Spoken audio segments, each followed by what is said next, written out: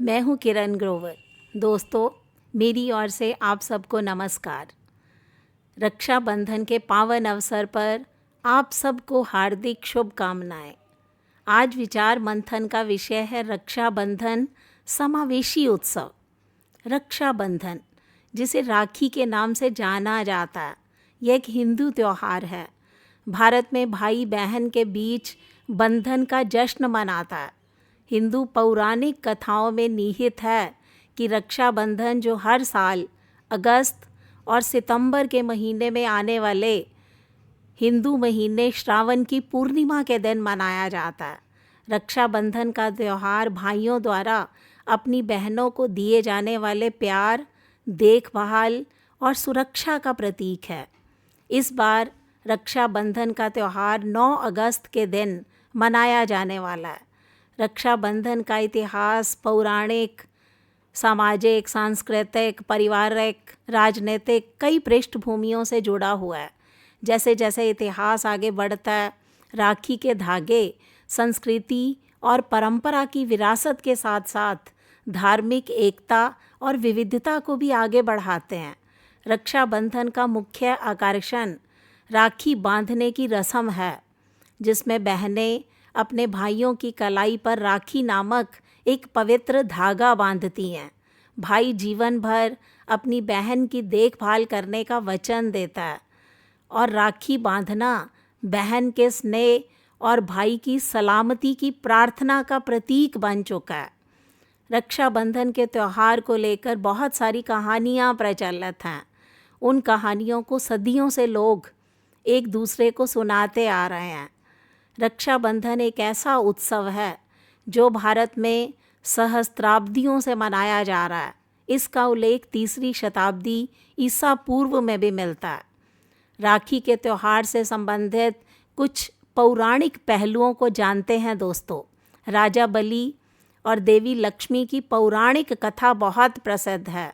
राजा बलि को भगवान विष्णु ने पाताल लोक में निर्वासित कर दिया था। उन्हें वर्ष में एक बार पृथ्वी पर लौटने की अनुमति दी थी। राजा बलि की बहन ने रक्षाबंधन के अवसर पर उन्हें अपनी देखभाल और सुरक्षा के प्रतीक के रूप में राखी बांधी। राजा बलि उनकी दयालुता से बहुत प्रभावित हुए। उन्होंने भगवान विष्णु से वर्ष में एक बार पृथ्वी पर आने की अनुमति मांगी। इसी से रक्षाबंधन के भारतीय त्यौहार की शुरुआत हुई।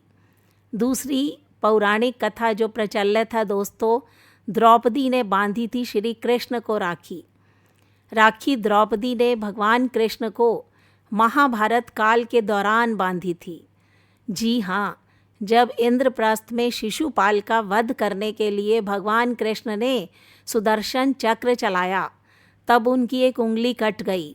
उनकी उंगली से काफ़ी खून बह रहा था। उसी दौरान द्रौपदी ने अपनी साड़ी का पल्लू फाड़कर श्री कृष्ण की उंगली पर बांध दिया। इस दिन सावन की पूर्णिमा थी। तभी भगवान कृष्ण द्रौपदी से बेहद प्रसन्न हुए। उन्होंने द्रौपदी को वचन देते हुए कहा, एक दिन वह इस साड़ी के धागे का मोल ज़रूर चुकाएंगे। जिसके बाद श्री कृष्ण ने चीर हरण के वक्त द्रौपदी को दिया हुआ वचन निभाया, उसकी लाज बचाई। तभी से इस दिन का महत्व और ज़्यादा बढ़ जाता है। तीसरी कथा है दोस्तों, महाभारत के दौरान सभी सैनिकों को बांधे गए थे रक्षा सूत्र। बताया जाता है कि जब 18 दिन तक कुरुक्षेत्र की भूमि में महाभारत का युद्ध चलता रहा, तब युधिष्ठिर कौरवों से युद्ध करने के लिए जा रहे थे। इस दौरान उन्हें सिर्फ इसी बात की चिंता सता रही थी कि युद्ध को कैसे जीता जाए।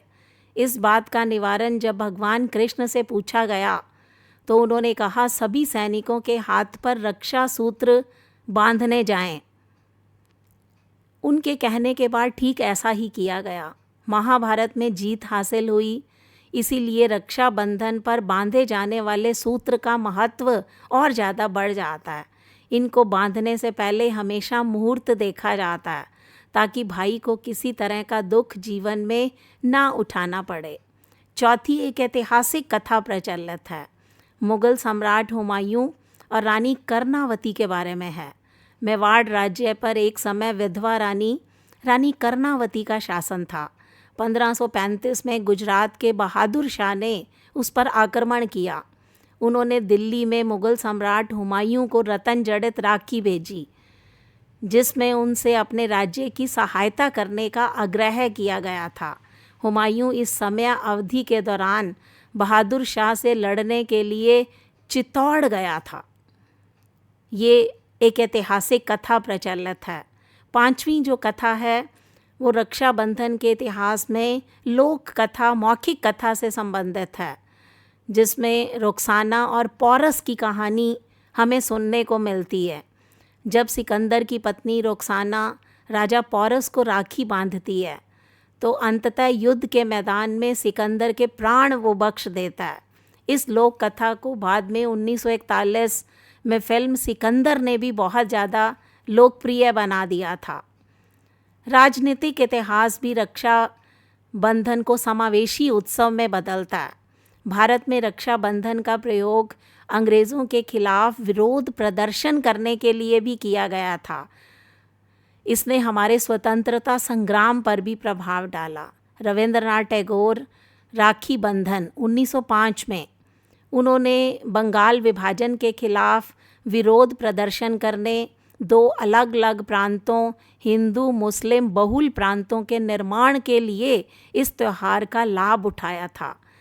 रविंद्रनाथ टैगोर ने साम्राज्यवादी ताकतों के खिलाफ एकजुटता की प्रतीकात्मक सांकेतिक अभिव्यक्ति के रूप में हिंदुओं और मुसलमानों से एक दूसरे की कलाई पर राखी बांधने का आग्रह किया था। टैगोर की अपील के बाद कोलकाता, चटगांव, ढाका, रंगपुर जैसे शहरों और कस्बों में सैकड़ों लोग राखियां लेकर पहुंचे। एक धार्मिक उत्सव को मतभेदों के बावजूद एकता के धर्मनिरपेक्ष प्रतीक में बदल दिया गया। भारत में रक्षाबंधन का पारंपरिक इतिहास भी है। यह विश्वास करना कठिन लगता है दोस्तों कि राखी कभी कलावा नामक एक साधारण सूती धागा हुआ करती थी। पहले राखियां हाथ से बनाई जाती थी, बहनें खुद बनाती थी, लेकिन अब विभिन्न राखी निर्माता इस उद्योग में प्रवेश कर चुके हैं। विभिन्न प्रकार की राखियां बना रहे हैं। राखी धार्मिक उत्सव से बढ़कर एक सांस्कृतिक अवसर बन चुका है, खासकर महानगरीय भारत में। रक्षाबंधन भारतीय त्योहारों में से एक है जो समय के साथ साथ अनुकूलित हुआ है। अपनी पारंपरिक लिंग आधारित जड़ों से आगे बढ़कर सभी प्रकार के बंधनों का एक समावेशी उत्सव बन गया है। तो ये थी रक्षाबंधन के बारे में ऐतिहासिक, लौकिक, पारंपरिक और पौराणिक जो विचारधाराएं प्रचलित हैं वो आज मैंने आपके सामने रखी। आपको ये विचार मंथन कैसा लगा, इस पर अपनी प्रतिक्रिया दीजिए। वीडियो को लाइक कीजिए, शेयर कीजिए, हिंदी मंजूषा चैनल को सब्सक्राइब कीजिए। मिलते हैं अगली वीडियो में। उससे पहले आपको 9 अगस्त रक्षाबंधन के अवसर पर हार्दिक शुभकामनाएं। सभी बहनें, सभी भाई सुरक्षित रहें। इन्हीं शब्दों के साथ आपको नमस्कार।